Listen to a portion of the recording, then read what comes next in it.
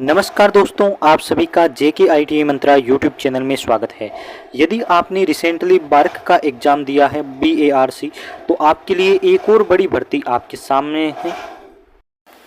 Bhabha atomic research centre यानी कि bark है आपके एकदम फुल्ली गवर्नमेंट, और इसके अंडर में आता है NPCIL। अंडर में तो क्या आता है, वैसे आता है, ये सारे होते हैं DAE यानी कि डिपार्टमेंट ऑफ एटॉमिक एनर्जी के अंतर्गत आपके NPCIL आता है। और NPCIL एक पब्लिक सेक्टर है यानी कि PSU है जिसमें पब्लिक सेक्टर है, और बार्क फुल्ली गवर्नमेंट है यानी कि पूरी तरह से सरकारी है। लेकिन NPCIL में भी भारत सरकार के रूल फॉलो होते हैं, तो ये एक प्रकार की सरकारी नौकरी है, आप इसमें अप्लाई कर सकते हैं। चलिए शुरुआत करते हैं। क्या वैकेंसी है, कितनी पोस्ट है, क्या क्राइटेरिया है, कंप्लीट नोटिफिकेशन पढ़ेंगे। और आपको चैनल को सब्सक्राइब कर लेना है। NPCIL की यदि तैयारी करना चाहते हैं तो पुराने पेपर मेरे पास पड़े, सॉल्यूशन करवाएंगे और पहले से करवा रखे हैं। और यदि आप इसके प्री और मेंस के लिए PDF लेना चाहते हैं तो प्री के लिए भी नॉन टेक की PDF पढ़िए। आप हमें टेलीग्राम पर मैसेज कर सकते हैं, टेलीग्राम का लिंक दे रखा है डिस्क्रिप्शन में। और मेंस एग्जाम यानी कि एडवांस बोलते हैं, उसके लिए भी इलेक्ट्रिशियन थ्योरी की क्वेश्चंस की PDF पढ़िए, तो केवल इलेक्ट्रिशियन वाले हमें मैसेज कर सकते हैं। PDF का कुछ प्राइस रखा है, वो आपको पे करना है और PDF आपको मिल जाएगी। देखिए ये वैकेंसी आपके हैं NPCIL में NAPS में, यानी कि Narora atomic power station. Narora आपके बुलंदशहर यूपी में है, तो यूपी वालों के लिए वैसे ज़्यादा फायदा है, इसमें अप्लाई करेंगे तो अपने राज्य में वैकेंसी मिल यानी कि नौकरी मिल जाएगी। देखिए ये एडवर्टीज नंबर है आपकी 01/2024 का, और इसमें देखिए आपकी आज से 16 तारीख से फॉर्म शुरू हो गए हैं और लास्ट डेट है 5 अगस्त। 5 अगस्त लास्ट डेट रहेगी। अब देखिए इसमें कंप्लीट क्या लिखा हुआ है। NPCIL और मेज IT और डिप्लोमा के लिए जो वैकेंसी आती है वो कैटेगरी 1 और कैटेगरी 2 के नाम से आती है। कैटेगरी 1 डिप्लोमा होती है और कैटेगरी 2 आपकी ITI वालों के लिए होती है। तो वही बात करेंगे। कैटेगरी 1 में देखिए क्या दे रखा है, डिप्लोमा और के लिए टोटल 10 सीटें हैं। ये आपकी कैटेगरी सेकंड के लिए 60 सीटें हैं लगभग, यानी कि एक बैकवर्ड वाली है वो तो 60 सीटें हैं। और STTN ये आपके प्लांट ऑपरेटर और लाइब्रेरी असिस्टेंट इनके लिए होती है, तो इनके लिए भी क्या बताएंगे। ये रही एक्सरे वाली टेक्नीशियन एक्सरे, ये एक सीट है और इसमें आपकी नीचे वैकेंसी का बंटवारा कर रखा है। तो कैटेगरी 1 के लिए इन्होंने दे रखा है मैकेनिकल इंजीनियरिंग, इलेक्ट्रिकल और इलेक्ट्रॉनिक्स, तीनों इंजीनियरिंग के लिए 4-3 ऐसी सीटें दे रखी है और बंटवारा आप देख सकते हैं। वहीं कैटेगरी 1 के लिए इन्होंने क्या लिखा हुआ है कंप्लीट आप पढ़ सकते हैं। हम केवल कैटेगरी सेकंड की बात करेंगे। तो कैटेगरी सेकंड की यहाँ से शुरू होती है स्टाइपेंडरी ट्रेनिंग, यानी कि आपको पहले 2 साल ट्रेनिंग मिलती है, उसके बाद परमानेंट करते हैं। इस प्रकार से पोस्ट का नाम है। फिटर में 10 सीटें हैं, इलेक्ट्रिशियन में 8 सीटें हैं और इंस्ट्रूमेंट में 12 सीटें हैं। और ये सीटों का इस प्रकार से बंटवारा किया हुआ है।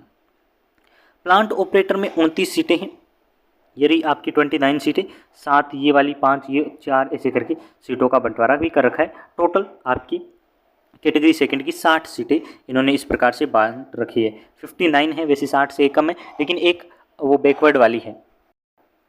अब इसमें आप क्राइटेरिया और एजुकेशन क्वालिफिकेशन की बात करें तो नीचे आपको स्क्रॉल करना है और आपको नीचे यहाँ एजुकेशन दे रखा है, लेकिन इसमें बैकवर्ड की ये देखिए यहाँ दे रखी है बैकलॉग की एक सीट कैटेगरी 1 में और एक कैटेगरी सेकंड में भी बैकवर्ड की सीट है, तो वो आप देख सकते हैं। यानी कि टोटल 60 सीटें स्टाइपेंडी ट्रेनिंग के लिए। यहाँ से आपकी एसेंशियल क्वालिफिकेशन लिखा है, तो क्वालिफिकेशन के लिए पहले नर्स A का दे रखा है, फिर आपकी कैटेगरी 1 का दे रखा है और यहाँ से दे रखा है कैटेगरी 2 का। कैटेगरी 2 में क्या लिखा है कि आपकी 10वीं में विज्ञान और गणित विषय में अलग अलग में 50-50 मार्क्स होने चाहिए।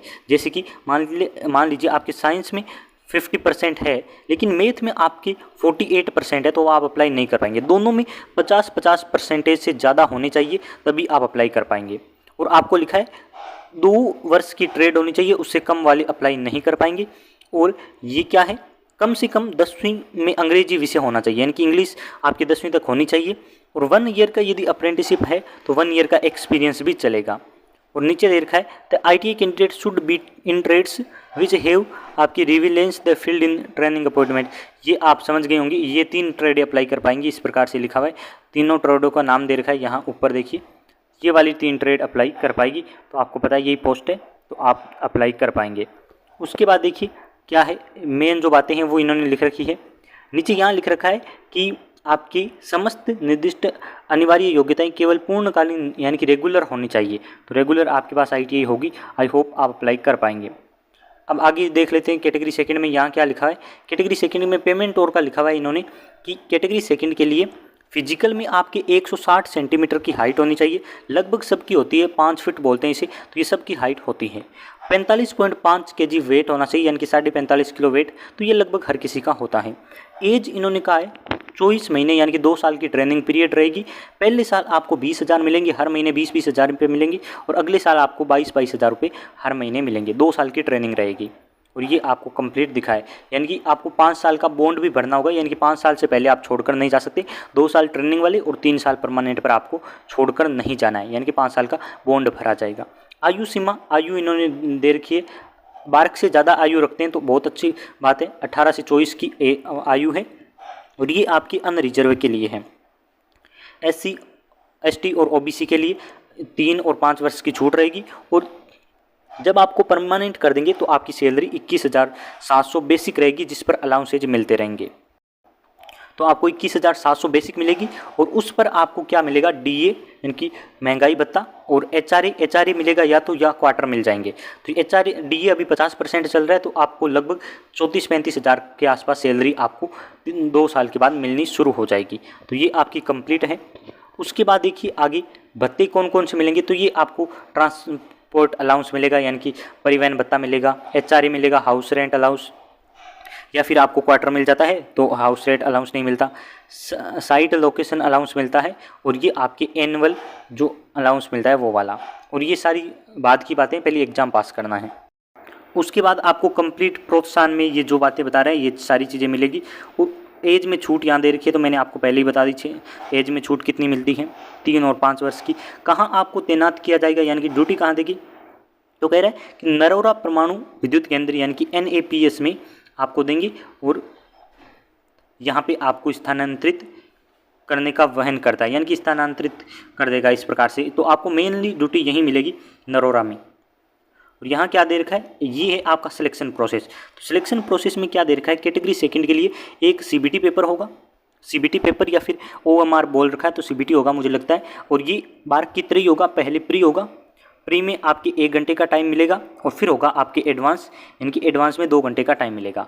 प्री होता है पूरी तरह से नॉन टेक का होता है, और तीसरा होगा आपकी स्किल टेस्ट। प्री पूरा नॉन टेक होता है, और आपको ध्यान रखना है ये कैटेगरी सेकंड। और यहाँ भी आपके ऑपरेटर के लिए दे रखा है, तो उनके लिए स्किल टेस्ट नहीं दे रखा, तो आपको ध्यान रखना है ITA वालों के लिए स्किल टेस्ट होगा। 3 हो गए ना। उसके बाद प्री और सिलेबस दे रखा है, तो सिलेबस में आपके कैटेगरी सेकंड यहाँ दे रखा है ना, तो कैटेगरी सेकंड के लिए यहाँ कैटेगरी सेकंड के लिए देखिए प्री में मैथ के 20 क्वेश्चन, विज्ञान के 20 और आपके GK के 10 क्वेश्चन आएंगे, यानी कि 50 नंबर का 50 क्वेश्चन का प्री एग्जाम होगा, जिसमें आपकी सही करने पर 3 नंबर और गलत करने पर 1 नंबर का नेगेटिव मार्किंग रहेगा। बार्क जिस प्रकार से एग्जाम लेता है वैसे ये आपके एग्जाम लिया जाएगा।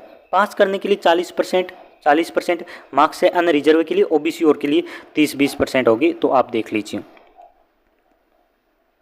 एडवांस टेस्ट ये 2 घंटे का होगा, इसमें आपकी पूरी थ्योरी की क्वेश्चन आएंगी, और थ्योरी आपके इलेक्ट्रिशियन के लिए मैंने क्वेश्चंस बना रखे हैं, तो आप PDF ले सकते हैं इंपॉर्टेंट क्वेश्चंस की। वो PDF पढ़कर कई बच्चों का बार्क में एग्जाम में सिलेक्शन हुआ है, यानी कि स्किल टेस्ट के लिए क्वालिफाई हुए हैं। तो ये इन्होंने सारी डिटेल दे रखी है। उसके बाद देखिए स्किल टेस्ट होगा, तो स्किल टेस्ट में क्या लिखा है, स्किल टेस्ट या डॉक्यूमेंट या शारीरिक फिजिकल ये सारा साथ में ले लिया जाएगा, तो इसमें कोई बड़ी बात नहीं है। वो कितने गुना बुलाएंगे वो भी इन्होंने लिखा है कि 5 गुना से ज़्यादा को नहीं बुलाया जाएगा, यानी कि 3 गुना 5 गुना आपको स्किल टेस्ट के लिए बुलाया जा सकता है। वेटिंग लिस्ट भी निकाली जाएगी, तो वो आप बाद में देखेंगे। ये आपके लिए कंप्लीट ये वाला डिटेल है कि यहाँ आप अप्लाई कर सकते हैं। सीटें आपको मैंने बता दी है, इंपॉर्टेंट जो बातें हैं वो बता दी है, और एग्जाम डेट बता दी है, और इसकी जो कैटेगरी सेकंड है इसके लिए अप्लाई करने की 100 रुपये फ़ीस है, तो वो भी आप ध्यान से देख लीजिए। पूरा PDF आपको हमारे टेलीग्राम पर मिल जाएगा, आप वहाँ से डाउनलोड कर सकते हैं। एक बार डेट फिर से बता दूँ, 16 तारीख से अप्लाई शुरू हो चुका है, 5 अगस्त तक अप्लाई चलेगा, तो ये आपको यहाँ तक अप्लाई कर देना है इस डेट में। कैसे अप्लाई करना है, तो आपको इनकी वेबसाइट पर जाना है और आप कर सकते हैं।